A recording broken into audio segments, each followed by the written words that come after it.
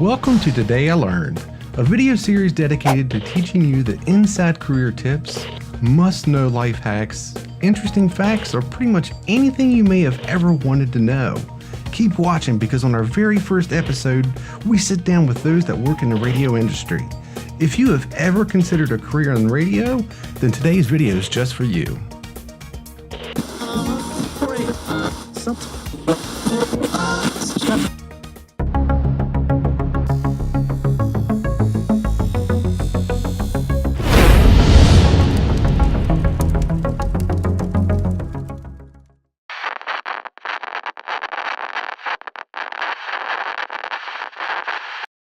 Jeff Adams. I'm the market manager for West Virginia Radio Corporation in Martinsburg. We operate altogether, the company operates more than 36 radio stations in the Mountain State, but I have 5 of them under my purview here in Martinsburg. My name is Julie. I have been here for off and on 10 years, and right now I'm currently an on-air personality with 101.5 Bob Rocks. So I have also played multiple other roles though. So I've done assistant programming, and I've been the assistant production director, and of course on top of that we do production, and that's cutting commercials and work with clients and kind of jack of all trades. So my name is Alex Ilian. My title is the digital marketing manager for Verstandig Media. So that means I handle all the websites that we do. I work on client engagement campaigns. I do also help with digital display advertising as well as keyword advertising. So I kind of wear a bunch of different hats, but I also do occasionally get on the air, which is always fun. So.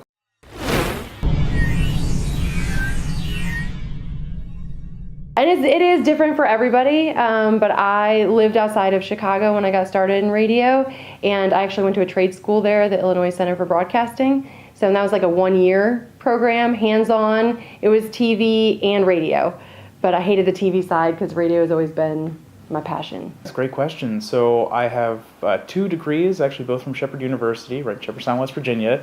The first one I got was 2012, which was a Regents Bachelor of Arts degree. And then the one I just recently got this was back in 2015, was a Bachelor of Arts in Communications and New Media, with a minor in History. You know, a lot of people who express an interest in radio on the behind the microphone side, the content creation side, and certainly there's always going to be a need for that. That's what I did. I have done most of my career. I've been in radio for 36 years, and I started off as an announcer, and for many years I thought that was the only thing I wanted to do.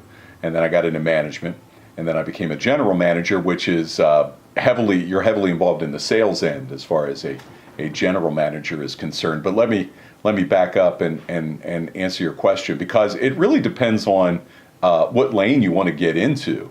And I'll tell you, no matter what, the best advice I can give anybody who's starting out in any job field is look for less crowded lanes.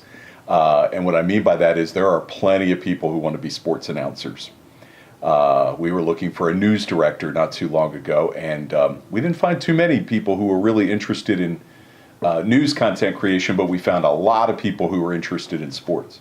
To be even more specific, we have a acute need in our industry, absolutely desperate need for RF engineers. So if you're interested in radio, of course, or media, the first thing you think about probably is content creation, is being that person who is on the air or that person who's writing the newspaper article. And certainly those are worthy endeavors, but there's a tremendous need for behind the scenes on the technical end in radio. And I would venture to guess in television as well. But, you know, the great thing about radio is it depends, of course, on exactly what you're going to do. But in a lot of ways, if you're lucky, you can get an internship perhaps at a radio station, volunteer at a radio station. You could become a part-time employee at the age of 16 or younger. I know a lot of people who've done that, and they never looked back.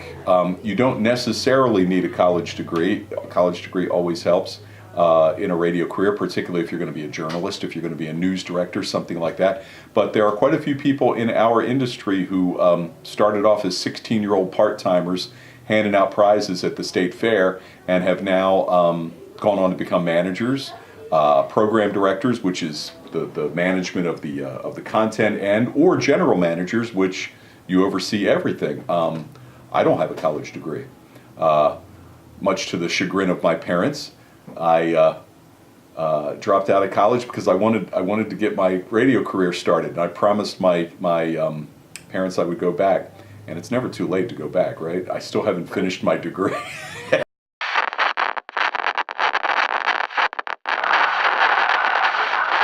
And a lot of it, for when it comes to high school, I would say, just as much working in the classroom as it is kind of outside the classroom. So making sure, start a hobby, right? Start a podcast. For the most part, we all have a phone in our pockets, so we all have the ability to reach out and touch the internet and maybe impact the lives around us, even in somewhat of a smaller way. So, just start small. That's what I would say. Definitely focus on, if you're interested in doing marketing, advertising, looking at learning Photoshop in your classes. I know in high schools there are a lot of classes that they will offer the ability to learn some of that creative software. So anything like Adobe Audition, which is audio software, is a great thing to learn. But even just starting off small, for example, you can learn using Audacity, which is a free program if you want to get into audio, learning how audio works and capturing your own audio. So there's a lot of options, I would say, but just start small. And with the internet, there are endless possibilities with how you can get your content out there that you create on your own. And then obviously you can share it with your friends, family, and potentially employers. So I'll just reiterate what I said already, because I actually put this on Facebook not too long ago, because I know so many people, and we do offer internships here for college credit. And last year we had 3 interns who all wanted to be sports announcers, and that's great. But you really got to be the cream that rises to the top if you want to be a sports announcer, because there's so much competition out there.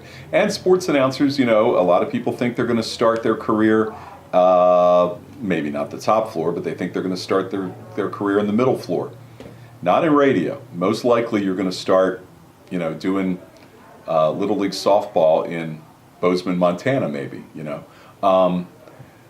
So I'll make that point. And also, again, to reiterate, pick a less crowded lane. There is a real need in this industry for RF engineers. There is a tremendous need for radio frequency engineers. If you got the training to be a radio frequency engineer, it'd be a good paying job, and you would have your pick of 12 jobs as soon as you got that certification. So there's a lot. There's still terrestrial radio, over-the-air radio. According to Nielsen, not according to me, 94% of people over the age of 12 still listen to radio over the air weekly. So the future is still very bright for the radio industry, and there's a lot of great people in this industry that make it so. But boy, do we ever need some engineers. So that's the best advice. And again, no matter what career you're looking for, look at the sectors of that career that might have, for whatever reason, less interest. I can tell you, maybe a radio engineer career is not as star-powered as an announcer, but because there's so few of them and there's such a need for them, you're going to make good money as a radio engineer right off the bat. So definitely internships. I know a lot of colleges almost require internships anymore, but some high schools will allow you to do internships too. For radio, it seems like the more experience and the more people you know in the industry, the better the chances are for you to continue on. I know here in particular, they're really good at hiring on interns. So if you do a good job as an intern and you're eager to learn, you get your foot in the door. So I think that is the best absolute idea for people.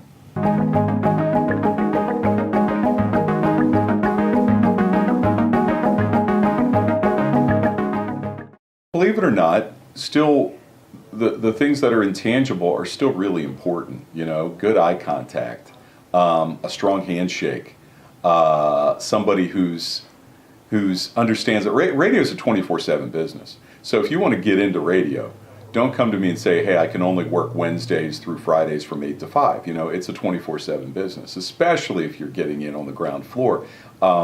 we have opportunities available here. We're looking for a part-time announcer right now, but we need somebody who more than likely is going to be available on Saturdays and Sundays. And you have to really decide. It's a fun business. It's the only business I've ever been in. It's not an easy business. I tell people this all the time. If you want to, are you prepared to move to Bozeman, Montana for a job opportunity? If the answer is no, you might want to think about another career, because I've been in radio my whole life, and my mom still doesn't understand this. I've moved around a little bit in the country in my career. I've moved from St. Cloud, Minnesota, to Jefferson City, Missouri, to Winchester, Virginia, to Charleston, West Virginia, and usually in radio, when you change careers, you're moving.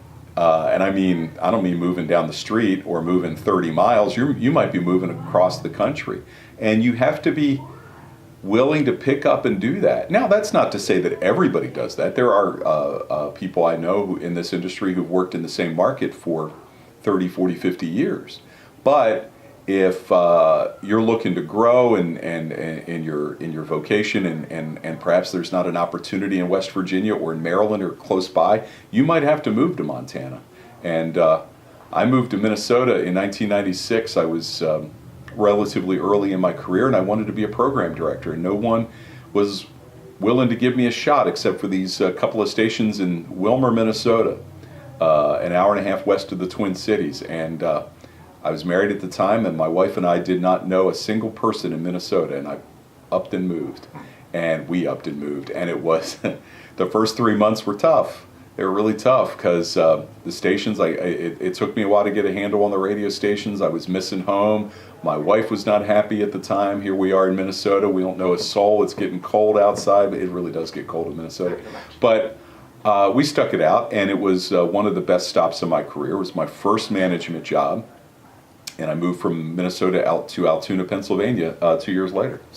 Yeah, so that is actually a really good question. So when a misconception that a lot of people think is, so I'm from outside, right outside the city of Chicago. So a lot of people think, oh, I'm just gonna do this program, and I'm gonna get into Chicago, and I'm just gonna be some Chicago radio star. And that's not how it works. You got to be really willing to relocate, especially in today's day. A lot of it is it's not monopolized, because they try to prevent that, but there's a lot of voice tracking, or somebody in Ohio will record a show that will also be aired in here, Pennsylvania. So there's a lot of simulcasting happening. So it is best for you to be willing to relocate. So I started in Chicago. My first job was in Waterloo, Iowa.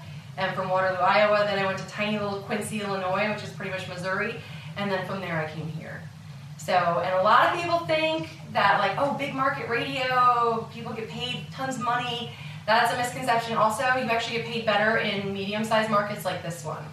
Yeah, because especially when you have small, locally owned radio stations, they care more about their employees, and you actually are valued, and in turn you get paid more, so they pay you what you're worth.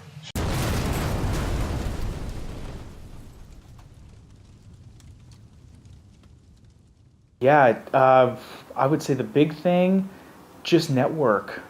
It seems kind of silly, but just meeting people who are in the industry, getting to know them, they're going to have lots and lots of knowledge to pass on, especially to the next generation. We love seeing new kids come up. We love having interns here for Standard Media.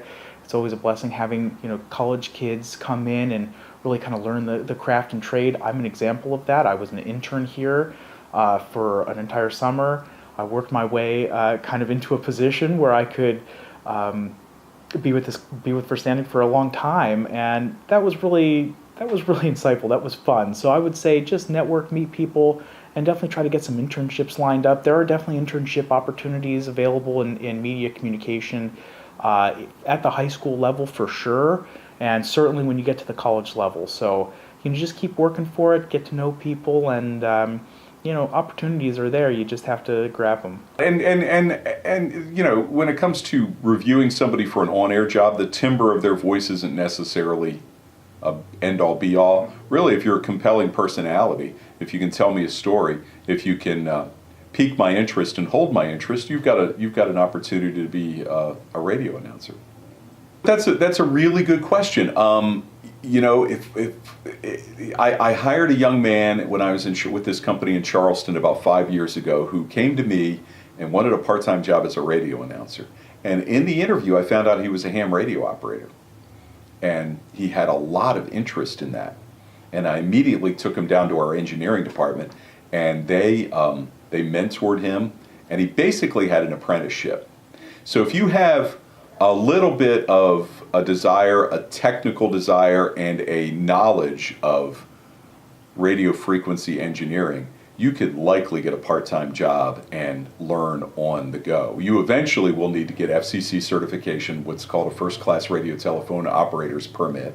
But there is such a need in this industry. If I had somebody walk in here and had a need as an RF engineer, I would find a place for that person, him or her. That's exactly it. And it's any career, but in particular, you know, radio, when you apply for jobs, you send out like a pre-recorded, they call it an air check, which is just basically you doing a fake show.